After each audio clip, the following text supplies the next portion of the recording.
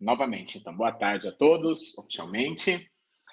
Eu vou apresentar um compilado, na verdade, de artigos que eu tentei criar um raciocínio para entender um dos motivos pelos quais as pessoas que vivem com HIV, que é o tema central da minha tese, desenvolvem uma condição chamada sarcopenia, que consiste em algumas alterações na musculatura esquelética, desencadeando principalmente na redução da força e da massa muscular e da funcionalidade. Então, há uma série de mecanismos, há uma série de hipóteses que justificam o porquê a incidência, a prevalência de sarcopenia nessa população com HIV é maior, e para isso, como eu estou agora finalizando os artigos, etc., fazendo todas as leituras, esse assunto chamou bastante atenção, e aí eu tentei montar a apresentação direcionada a este caminho. E aí eu dei um título basicamente aleatório, que saiu da minha cabeça, que basicamente é lipídios intramusculares, um potencial caminho para sarcopenia em pessoas vivendo com HIV. E aí, só para contextualizar bem brevemente, enaltecendo aí algumas características e funções do músculo esquelético, uma vez que ele representa aí 40% a 50% da massa corporal total, obviamente de indivíduos saudáveis, 50% a 75% das proteínas corporais, responsável por 20% do gasto energético de repouso, portanto, ele é muito importante para a manutenção do gasto energético, principal responsável pela captação de glicose, e talvez aqui more um pouquinho do porquê as alterações, principalmente metabólicas, acabam afetando a integridade do tecido muscular. E ele também é um reservatório energético, principalmente de glicogênio e triacilglicerol intramuscular. Então, até aproveitando para contextualizar, naturalmente o músculo esquelético tem essa característica de armazenamento energético. O glicogênio, de modo geral, ele é finito, ele é depletado à medida que o indivíduo gasta mais energia, principalmente no exercício físico, e o triacilglicerol intramuscular também é um substrato energético extremamente importante. Então, o músculo ele tem maquinário para armazenar triacilglicerol e utilizar quando necessário, principalmente em situações em que a produção de energia se faz necessária. E aqui também vai morar um pouquinho da nossa discussão de hoje. E dentre as funções, aqui eu coloquei algumas: manutenção da postura, locomoção, regulação metabólica, que eu também vou falar um pouco mais sobre isso, e a independência física. Portanto, o músculo esquelético ele é muito importante para a manutenção da vida, e, de modo geral, alguns trabalhos têm mostrado que o tecido muscular ele é um importante preditor de mortalidade. Então, aqui só a carinha dos artigos que investigaram a relação entre a massa muscular ou a força muscular na mortalidade. Então, de modo geral, pessoas com mais massa muscular e mais força muscular tendem a ter uma sobrevida maior. E, obviamente, por outro lado, pessoas que apresentam menor força, massa muscular ou funcionalidade muscular tendem a não só morrer precocemente, então vivem menos, mas também acabam apresentando uma qualidade de vida reduzida neste período. Então, entra no mérito também de qualidade de vida, que é um ponto que eu tenho lido também um pouco mais nas últimas semanas. Dentro desse contexto, esse trabalho em especial, que ainda não tem relação direta com o HIV, ele traz à tona a importância de levar em consideração não só a quantidade de massa muscular, mas principalmente a qualidade muscular. E até em conversas com a professora Sandra, a gente tentou também criar um termo, né, o estado muscular, porque o estado muscular é um fator crucial para entendermos as modificações que acontecerão no tecido muscular, porque talvez apenas olhar para a quantidade de massa muscular seja insuficiente para entender a amplitude de mudanças que acontecem no tecido musculoesquelético. Então, algumas interpretações derivadas de alguns estudos em relação à massa e à força muscular. A primeira delas é que a redução da massa e força muscular não ocorre de maneira similar, embora alguns trabalhos mostrem que redução de massa combina em redução da força ou vice-versa. Alguns estudos observaram que a redução da força muscular ela pode ser maior comparativamente à redução da massa muscular, ou seja, há uma maior redução de força e muitas vezes a massa muscular fica estável ou reduz um pouco menos. Alguns estudos, inclusive, verificaram aumento da massa muscular e isso não gerou prevenção da redução da força muscular. Então, embora seja comum a gente tratar massa muscular e força muscular não como sinônimos de conceito, mas à medida que um aumenta, outro aumenta, à medida que um reduz, o outro reduz, talvez não seja sempre assim. Em um desses trabalhos, inclusive citados neste artigo, o aumento do índice de massa corporal e da adiposidade, ambos foram associados à maior massa magra. Eles avaliaram, nesse trabalho citado nesse artigo, eles avaliaram por meio da DEXA, então eles avaliaram o Lean Body Mass, porém, o IMC foi associado à pior qualidade muscular, tentando reforçar a ideia de que, embora haja aumento de massa muscular, de massa magra, de modo geral, pode ser que haja também uma piora da qualidade muscular. Então, eles tentam discutir essas divergências entre quantidade e qualidade da massa muscular. Portanto, a partir daí, o conceito de qualidade muscular, ele não é claro, não há uma definição clara do que é um músculo com maior qualidade, um músculo com menor qualidade, mas alguns fatores parecem estar associados à qualidade muscular, dentre eles a arquitetura do músculo, dando destaque principalmente para o tipo de fibra muscular, aqui de maneira simplista, estratificando para fibra muscular do tipo 1, fibra muscular do tipo 2. A primeira, tipo 1, geralmente oxida mais ácidos graxos, produz ATP, sobretudo a partir da oxidação de ácidos graxos, e a fibra muscular do tipo 2, fibras glicolíticas, fibras rápidas, geralmente ressintetizam ATP, principalmente a partir da oxidação da glicose. Então, a tipagem de fibra muscular, a distribuição, a proporção das fibras musculares no músculo esquelético é um parâmetro que determina a qualidade muscular. O ponto importante para a discussão de hoje, que também parece determinar a qualidade muscular, é o infiltrado de gordura. Por mais que o tecido muscular tenha característica de armazenamento de triacilglicerol e consiga usá-lo quando necessário, eu vou comentar com vocês que em condição de acúmulo excessivo, talvez seja até um pouco prolixo isso, mas uma condição de acúmulo de triacilglicerol intramuscular, alguns problemas podem acontecer, e é nesse ponto que eu quero chegar. Outras alterações também parecem determinar a qualidade do tecido muscular, como fibrose e magnitude da ativação neural. Então, como eu disse, não há um conceito claro sobre qualidade muscular, mas vários fatores parecem determinar um músculo com maior ou menor qualidade. E aí agora, fazendo um paralelo no HIV, as preocupações com a massa muscular de pessoas com HIV, elas são preocupações, de certo modo, antigas. Então, lá no início da doença, no descobrimento da doença, principalmente ainda num cenário em que não tinha terapia antirretroviral disponível ou as terapias eram ainda isoladas, havia muitas pessoas desenvolvendo a AIDS, que é basicamente, estou considerando CD4 abaixo a contagem total de linfócitos TCD4 menor do que 200, e esse grupo também desenvolvia miopatias e esse muscle wasting, que eu vou chamar de diminuição de massa muscular, embora haja aí definições diferentes de acordo com a literatura que nós checarmos para este conceito de muscle wasting. Mas, de modo geral, a preocupação inicial era uma redução muito agressiva de massa muscular nesse grupo de pessoas.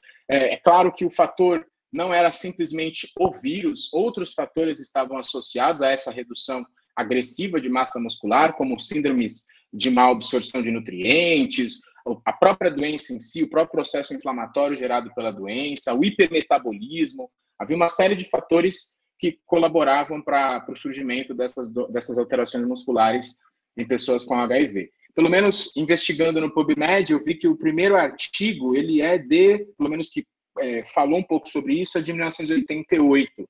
Outros, pelo menos em seres humanos, outros artigos um pouco anteriores a 88 falavam um pouquinho sobre isso, mas num contexto de modelo animal, estudando principalmente o CIV.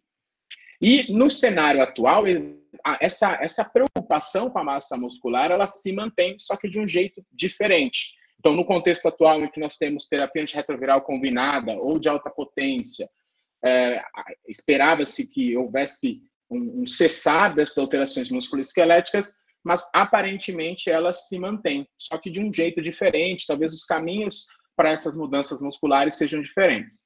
E aí destaca-se o efeito residual do vírus, principalmente pelo seu papel de manter uma latência em alguns tecidos, e aí o tecido adiposo tem um papel interessante, e de gatilhar constantemente ativação imunológica, gerando inflamação sistêmica. E, para além disso, tanto o efeito residual do vírus e da terapia parecem também favorecer desregulação metabólica, que é hoje onde eu vou focar mais. Alterações no metabolismo energético que poderiam promover mudanças sutis e graduais no tecido muscular. Então, talvez hoje nós não tenhamos essas mudanças agressivas de massa muscular, mudanças mais rápidas, porém, a longo prazo, essas mudanças acontecem. E aí vem também um pouquinho da discussão sobre o envelhecimento precoce, principalmente daqueles que adquiriram o vírus há 10, 15, 20 anos e utilizam terapias antirretrovirais, aliás, utilizaram terapias antirretrovirais de antiga geração, principalmente inibidores da transferase reversa nucleosídicos e alguns inibidores de protease, que afetavam mecanismos em que envolvem o tecido muscular, que eu vou comentar basicamente. Então, por mais que sejam contextos completamente diferentes, a preocupação com a massa muscular em pessoas com HIV sempre existiu. Então, isso é interessante. Esses artigos eles são bem recentes, que trazem à tona essa preocupação, não necessariamente falando de sarcopenia. Talvez alguns textos não falem de fato de sarcopenia, embora eles tragam à tona a preocupação com a força muscular e com a funcionalidade muscular, nem todos os artigos usam o termo sarcopenia.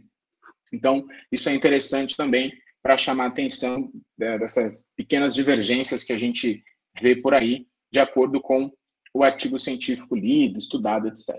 Bom, aqui algumas alterações que aparentemente são clássicas no músculo esquelético de pessoas com HIV. Então, de modo geral, há um desequilíbrio entre síntese e degradação proteica, onde a degradação proteica aparentemente se sobrepõe à síntese proteica, e isso a longo prazo faz com que haja uma diminuição do tecido muscular, da massa muscular. Esse é um trabalho, esse aqui eu coloquei um gráfico de um trabalho até que antigo, de 2015, onde os autores viram que, ao iniciar a terapia antirretroviral, havia um aumento da síntese proteica muscular. Então, eles avaliavam síntese proteica muscular de pessoas com a carga viral indetectável e carga viral um pouco mais alta. Aqueles com menor carga viral apresentavam maior síntese proteica muscular, sugerindo que a terapia antirretroviral poderia ser fundamental para o incremento de massa muscular ao longo do tempo. Embora nem sempre aumentar a síntese proteica muscular com mini hipertrofia muscular esquelética, é um dado interessante que chama atenção, e eu não vou contar essa história hoje, mas outros estudos publicados no mesmo período tentaram associar, isso já em 2005, nesse período entre 2005 e 2010, tentaram associar alterações imunológicas com as mudanças musculares. E este, inclusive, é um trabalho que chama atenção para isso. Eles reforçam que essa imunoativação poderia, sim, ter um impacto negativo na integridade do tecido muscular. Então, esse é um dado interessante porque a terapia antirretroviral aparentemente foi capaz de maximizar a síntese proteica muscular, e talvez isso tenha acontecido pela diminuição do número de cópias, é claro, de HIV e a sua capacidade de ativar células imunológicas e gatilhar a liberação de citocinas inflamatórias. E aí tem algumas outras alterações em pessoas com HIV que também chamam a atenção e poderiam associar com as mudanças no tecido muscular, como um aumento de sequestro de aminoácidos pelo fígado. Então, após esses aminoácidos saírem do intestino, eles seriam mais encaminhados para o fígado, para a síntese de proteínas específicas neste tecido, e uma menor quantidade seria encaminhada para o tecido muscular. Digamos que a quantidade, o pool de aminoácidos intramuscular, após uma refeição, por exemplo, poderia ser menor em pessoas com HIV. Então, menor captação de aminoácidos também colabora para essa explicação. Paralelamente, observa-se um aumento de proteínas, da expressão gênica de proteínas envolvidas em um sistema chamado pectina-proteasoma, que é um sistema de controle de algumas proteínas, controle de uma série, na verdade, de elementos, de biomoléculas, e que faz a degradação dessas moléculas. No entanto, quando esse sistema está superativado, há um catabolismo proteico um pouco mais acentuado, Um outro marcador observado em alguns estudos é o aumento de glutamina no sangue. Então, alguns autores utilizam a glutamina plasmática para indicar degradação óssea, principalmente pelo aumento de dois processos bioquímicos chamados de transaminação e desaminação. E também, dentro desse contexto em pessoas com HIV, a resistência à insulina e, mais recentemente, a ideia de que este grupo também vive com resistência anabólica. A resistência à insulina eu vou falar um pouco mais hoje, então daqui a pouco eu comento sobre ela. E a resistência anabólica é basicamente a partir de um estímulo anabólico, seja ele o exercício físico, a oferta proteica, etc., é como se a magnitude de síntese proteica muscular fosse menor em quem vive com HIV, comparativamente a quem não vive com HIV.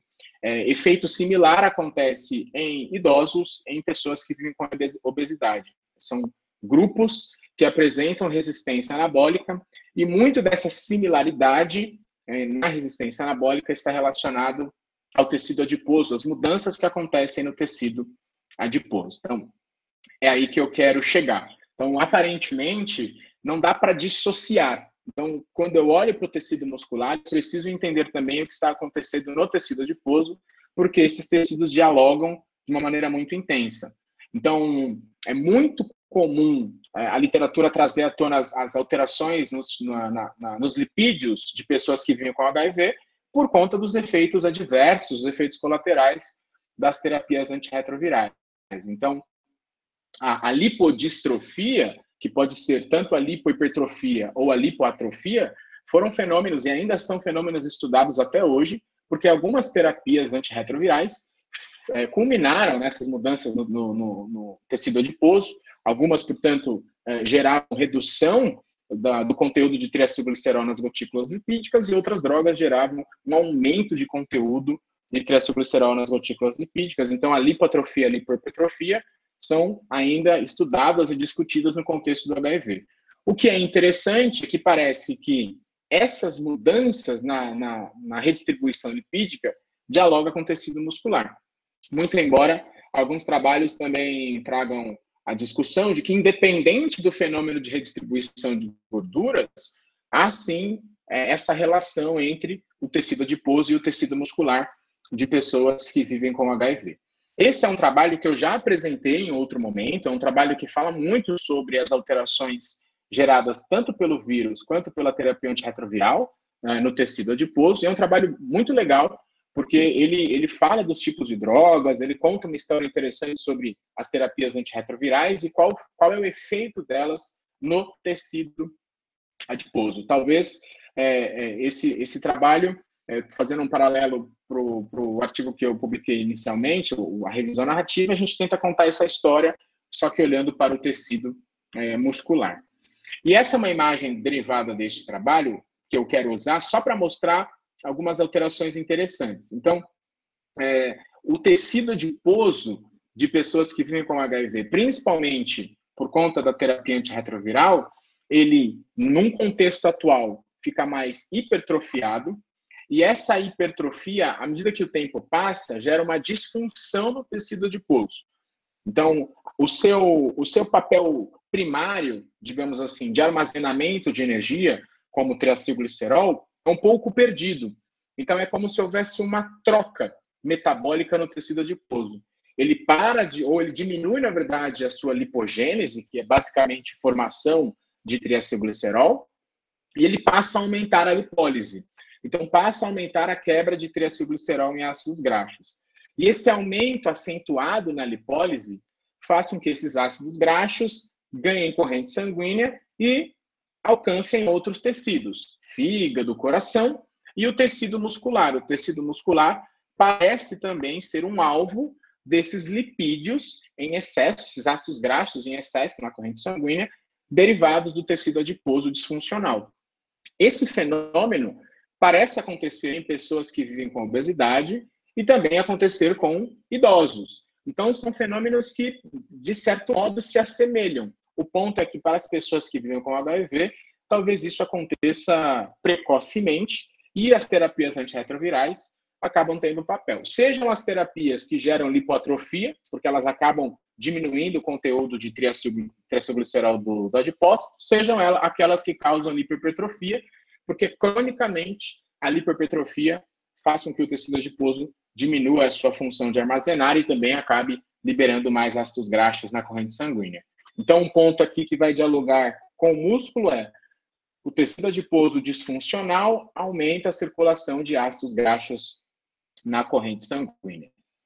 Bom, e aí, só para tentar explicar isso de uma maneira mais clara, onde eu quero chegar, aqui basicamente os ácidos graxos derivados do tecido adiposo, por exemplo, entrando no tecido muscular, então eles estão circulando na corrente sanguínea, eles internalizam no tecido muscular, algumas proteínas desempenham esse papel, então há aí até mesmo discussões sobre as pessoas com HIV expressarem mais ou menos essas proteínas.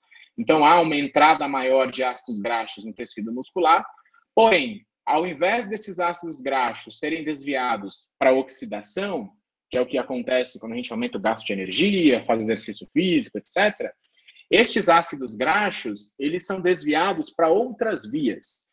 Então, aqui, nessa imagem, eles tratam da obesidade, mas a explicação serve.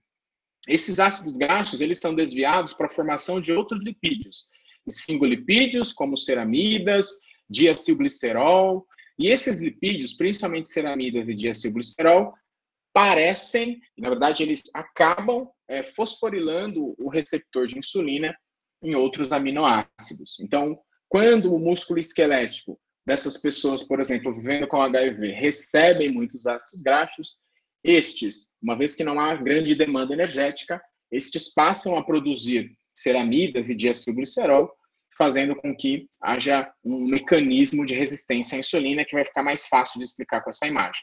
Então, aqui do lado esquerdo tem o cenário normal, a insulina agindo no receptor de insulina e deflagrando a cascata intracelular de captação de glicose. Então, espera-se que a insulina estimule o receptor, este GLUT4, quando ativado, capta a glicose e regularize a glicemia. Até aí, excelente. Na resistência à insulina, a insulina estimula o receptor, mas a captação de glicose não acontece de maneira tão eficiente. Isso, é claro, dependerá do grau de resistência à insulina. E essas fosforilações em serina, em outros aminoácidos, serina, treonina, geralmente fazem com que este receptor não consiga deflagrar a sua cascata intracelular de maneira normal. E isso parece acontecer quando há um aumento de diacilglicerol, de ceramidas, enfim, de lipídios intramusculares. Então, o aumento de lipídios intramusculares faz com que essa resistência à insulina, fique acentuada. Isso acontece, talvez, com todos nós, em cenários diferentes, mas pode acontecer com todos nós. Não é um fenômeno exclusivo do HIV. Mas por que eu estou falando disso? No HIV, algumas terapias antirretrovirais, algumas drogas, elas tinham essa característica e talvez não deixaram de ter essa característica de gerar alterações metabólicas. Dentre elas, a resistência à ação da insulina, que parece ser um caminho interessante para isso que eu estou discutindo. Então, aqui a imagem é representando do lado esquerdo um músculo saudável e a sua mitocôndria, e aqui do lado direito, um músculo com maior infiltrado de gordura e a sua mitocôndria.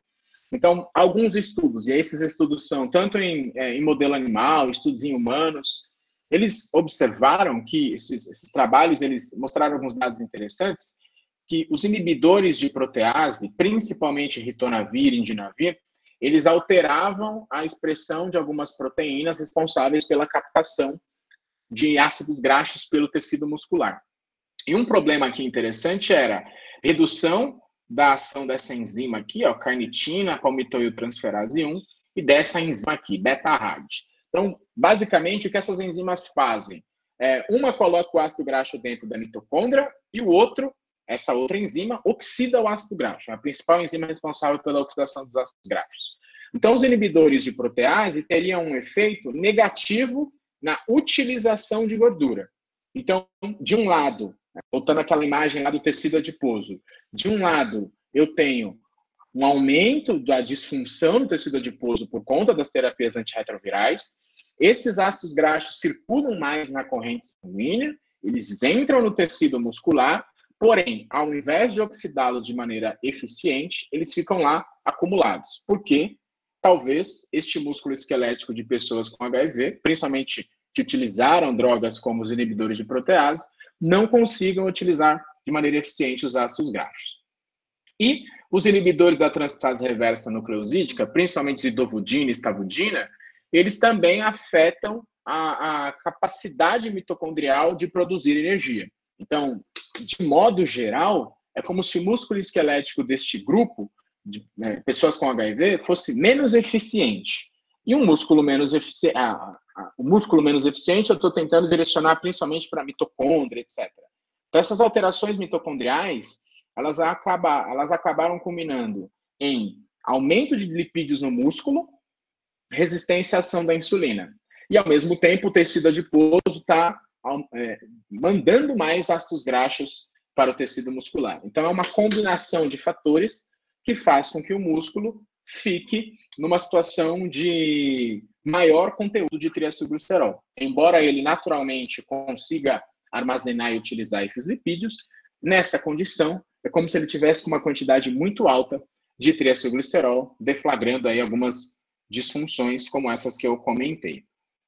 E aí outros estudos, até alguns estudos nessa última década, alguns estudos mais recentes, mostrando já uma relação um pouco mais específica das mudanças musculares com aspectos que envolvem a funcionalidade. Nesse trabalho, por exemplo, houve aqui, embora o N seja pequeno, houve uma comparação de 10 pessoas com HIV e 8 pessoas sem o vírus, do grupo controle, e eles avaliaram duas enzimas também envolvidas no metabolismo energético. A beta-RAD, que é a mesma enzima que eu falei anteriormente, que oxida ácido graxo, e a SCS, que é a citrato sintase, que também está envolvida no metabolismo energético. Então, basicamente, as pessoas que são infectadas, que apresentam HIV, que vivem com HIV, têm menor expressão dessas duas enzimas, na menor quantidade dessas duas enzimas.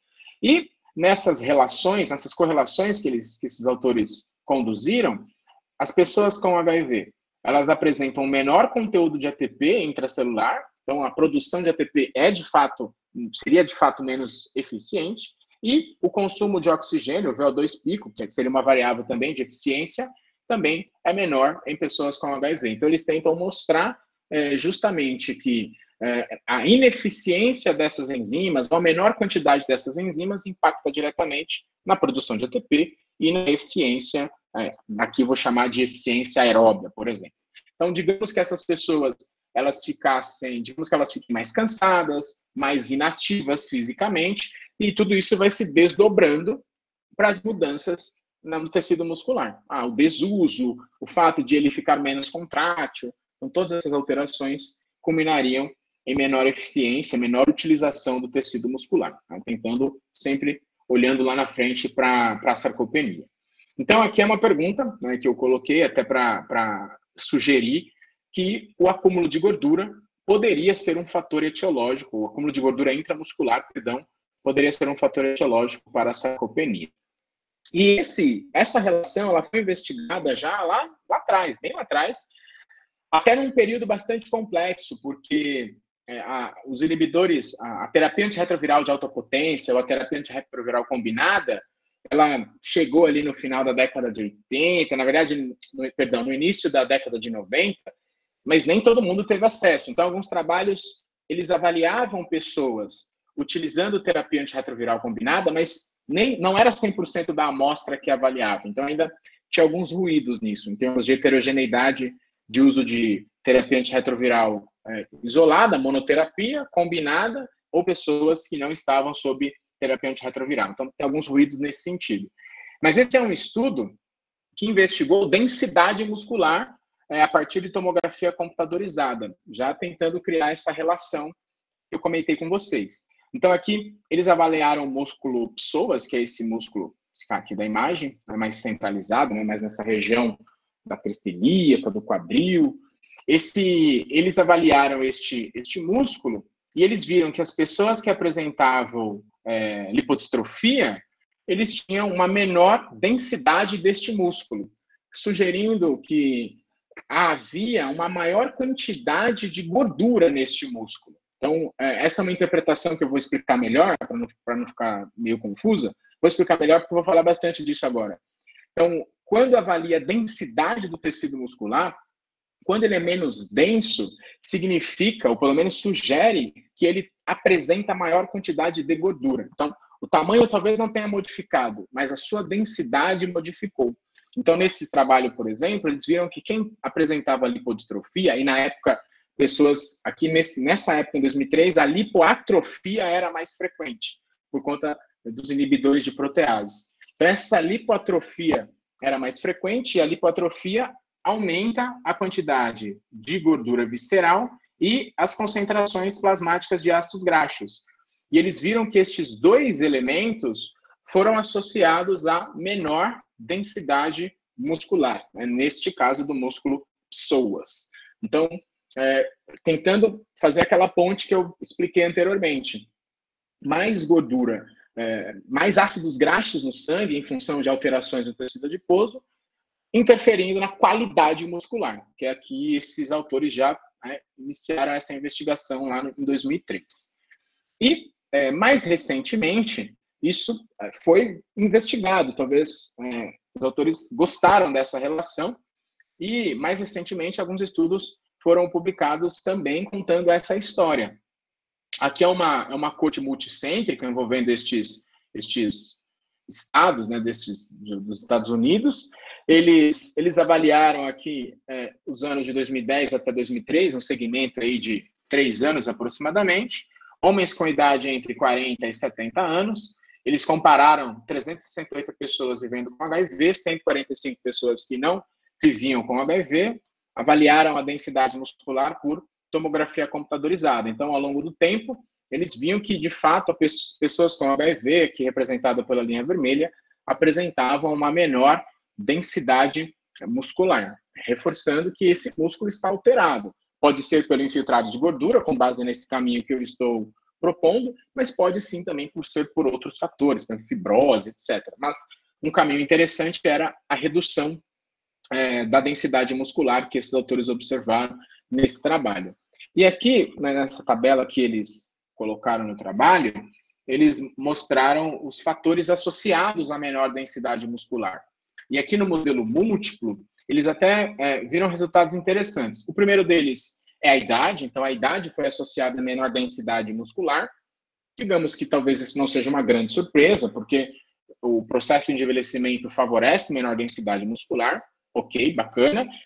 Um outro ponto interessante que eles avaliaram é o índice de massa corporal, embora o IMC não consiga diferir o que é massa magra, o que é massa gorda e por aí vai, mas, de modo geral, o IMC é um marcador de adiposidade. E quanto maior o IMC, maior a quantidade de adiposidade. E aqui foi um preditor negativo para densidade muscular. A bebida alcoólica também foi um preditor negativo, inclusive esses dados até sugerindo aí, quem for usar esses dados de bebida alcoólica, parece que é bem interessante essa relação bebida alcoólica e massa muscular, inclusive em pessoas com HIV. Eu acabei identificando outros trabalhos que relacionaram o consumo de bebida alcoólica com mudanças na massa muscular em pessoas com HIV. E aqui eles viram um resultado que, de certa maneira, era contraditório à hipótese deles, porque eles acreditavam que o uso da estavudina fosse associar negativamente com a densidade, né? Então, que pessoas que usavam mais estavudina teriam menor densidade muscular, quando, na verdade, houve uma associação positiva. Eles discutem esse resultado, eles falam um pouquinho sobre potenciais heterogeneidades na amostra, não é uma coisa taxativa, porque, mecanicisticamente, a estavudina é uma droga que geraria lipoatrofia, é uma droga característica da toxicidade mitocondrial. Então, foi um resultado que foi de encontro à hipótese destes autores. Mas chama atenção. E, basicamente, esses autores também viram essa menor densidade muscular. E aqui, esse é um estudo bem mais recente, que a professora Sandra, a gente já falou um pouquinho sobre ele. É um trabalho que avaliou a combinação de alguns antirretrovirais e viu massa muscular e massa adiposa em pessoas vivendo com HIV. Então, eles queriam comparar a gordura corporal e a densidade muscular entre pessoas vivendo com HIV e sem o HIV, e dentro dessas pessoas com HIV, eles compararam diferentes combinações de terapia antirretroviral. Então, eles compararam raltegravir, atazanavir com ritonavir e darunavir com ritonavir. Nessas 3 comparações, todos usavam tenofovir e entricitabina. Então, todos usavam tenofovir e entricitabina e tinham como adição ou raltegravir, ou atazanavir e ritonavir, ou darunavir e ritonavir. O raltegravir é um inibidor da integrase e os demais aqui são inibidores da protease. E os 2, tenofovir e entricitabina, inibidores da transcriptase reversa nucleosídica. Então, eles fizeram essa comparação e eles aí tentaram investigar se o inibidor da integrase... Eles tinham uma ideia de que o inibidor de integrase fosse menos agressivo, até porque é uma droga mais nova, é uma classe de drogas mais nova, é uma droga que talvez gere menos efeitos adversos, então eles tinham um certo interesse em saber o que o inibidor de integrase faria com a massa gorda e a massa muscular, nesse caso a densidade muscular de pessoas com HIV. Então, aqui também é o modelo multivariado, o modelo múltiplo avaliando densidade muscular. Então, eles avaliaram, neste caso, vários músculos. Então, aqui, 4 diferentes músculos, não vou repetir para não ficar lenta, para não demorar muito, 4 diferentes músculos. Para a grande maioria, eles viram que os mesmos fatores se associavam a menor densidade muscular, como ser do sexo feminino. Viver com HIV, aparentemente, foi associado a menor densidade muscular apenas do reto femoralis. IMC foi associado a menor densidade muscular, reforçando a ideia de que maior IMC, maior adiposidade. A idade, em alguns também, foi associada, para alguns músculos, para todos os músculos, aliás, foi associada a menor densidade muscular. E, em termos de uso de antirretrovirais, apenas darunavir e ritonavir, que são inibidores da protease, foram associados a menor densidade muscular, mas não para todos os músculos. Neste caso, para o músculo... meu pai, esqueci o nome dele. Retrolateral. É um músculo que fica nessa região abdominal. Depois eu posso até pegar uma imagem para explicar melhor. Então, o que dá para ver? Que nem todos os músculos se comportam da mesma maneira frente a, talvez, terapia antirretroviral. Então, talvez eles modifiquem a integridade, a funcionalidade, a qualidade muscular, mas nem todos respondam da mesma forma. Então, há aí discussões também do porquê que a terapia antirretroviral afetou de maneira diferente os músculos avaliados. Então, não é uma coisa, todos os músculos serão afetados. Então, possivelmente, essa é uma discussão que vale a pena fazer futuramente. E aqui, eles avaliaram no modelo múltiplo também os fatores associados ao aumento da gordura intramuscular, lipídios intramusculares, então, lipídios dentro do tecido muscular. E o uso do darunavir e do ritonavir também foi associado a maior conteúdo de lipídios intramusculares. Então, tentando casar a ideia de que essas drogas que maximizam a liberação de lipídios do tecido adiposo, aumento a circulação de ácidos graxos e, por consequência, aumento do conteúdo de triacilglicerol no músculo, poderiam implicar em menor densidade muscular por aquelas vias que eu acabei falando, resistência à insulina, entre outras, que eu não citei, para também não ficar uma coisa muito molecular, bioquímica, pode não ser tão legal. E aqui o raltegravir, que foi também contrário à hipótese deles, foi associado a menor densidade muscular, quando, na verdade, eles acreditavam que o raltegravir, por ser uma droga mais nova, mais sofisticada, não tivesse tantos impactos no tecido muscular, e, nesse caso, na densidade muscular. Então, algo que também foi um pouco contrário à hipótese que eles tinham no início do estudo. Mas, da mesma maneira, dá para verificar que o aumento de lipídio intramuscular não acontece de forma homogênea para todos os músculos. Talvez haja aí alguma coisa que explique por que alguns músculos sejam mais alvos desses lipídios do tecido adiposo do que outros. Talvez demanda, músculo que contrai mais, músculo que contrai menos, o tipo de músculo, de acordo com a sua arquitetura, a distribuição de fibras. Eu mesmo preciso ler um pouco mais a respeito disso para entender o porquê esses resultados são divergentes em relação ao músculo avaliado. E aqui, já estou caminhando para o final, 2 músculos, eu tinha falado, deixa eu ver se eu falei, não era disso que eu estava falando. Então, 2 músculos, o psoa e o paraespinal, eles foram associados à força muscular e à funcionalidade, então, reforçando que esses músculos, eles também são importantes para desfechos que a gente acaba, no meu caso, lendo mais a respeito, que é a força muscular avaliada pelo dinamômetro e funcionalidade. Então, esses músculos, que não necessariamente são os músculos apendiculares, também podem dialogar um pouquinho com esse desfecho que eu estou estudando. Embora não esteja avaliando estes músculos, talvez isso lá na frente me ajude a contar essa história. Talvez eu não tenha alterações nos músculos, no índice de massa magra apendicular, que é a somatória dos músculos apendiculares, mas outros músculos talvez possam estar tendo alterações, eu não estou vendo isso, gerando uma explicação das alterações observadas nos músculos que eu avaliei. Tá? Então, talvez isso possa me ajudar lá na frente a explicar um pouco mais essas mudanças, caso, é claro, elas aconteçam no tecido muscular. E, por fim, o último trabalho que eu vou mostrar é um estudo que deriva deste estudo. Eu não consegui acessar o estudo por completo, nem por Sci-Hub, nem por periódicos CAPES, então é um estudo que ainda não consegui acessar. Ele é de dezembro de 2021, talvez seja por isso. Mas ele é um estudo que chama atenção justamente para o principal elemento, talvez, do nosso grupo, que seja o processo inflamatório.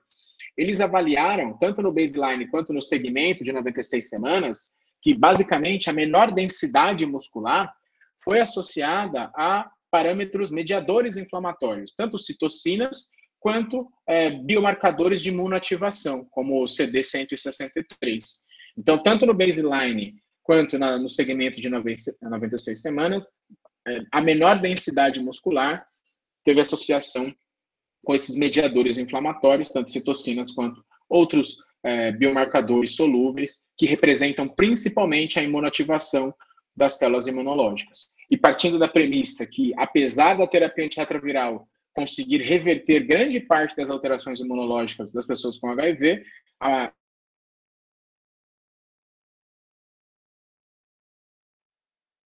viral, porque ela parece ser aí o grande fator que favorece essas alterações sistêmicas de modo geral, não só no tecido muscular. Então, é algo interessante e motivador, porque como a gente estuda mediadores inflamatórios, a gente estuda inflamação sistêmica, no meu caso, e acho que para todo mundo, é interessante saber que, apesar da terapia antirretroviral, essas alterações inflamatórias se mantêm, impactando diretamente naquilo que talvez a gente estude, nos nossos desfechos de interesse, por exemplo, a Roseli no cérebro, e no meu caso, o tecido muscular.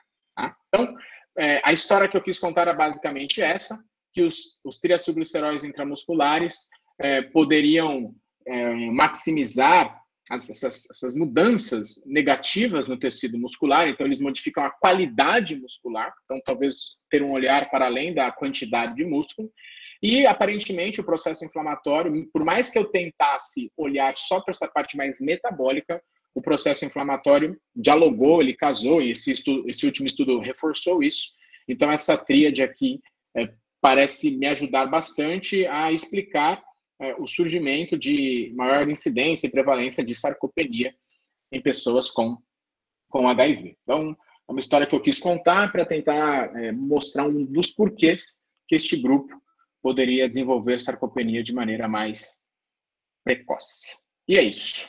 Terminei. Muito obrigado. Marcos, obrigada. Acho que você apresentou aí uma boa parte da tua revisão da literatura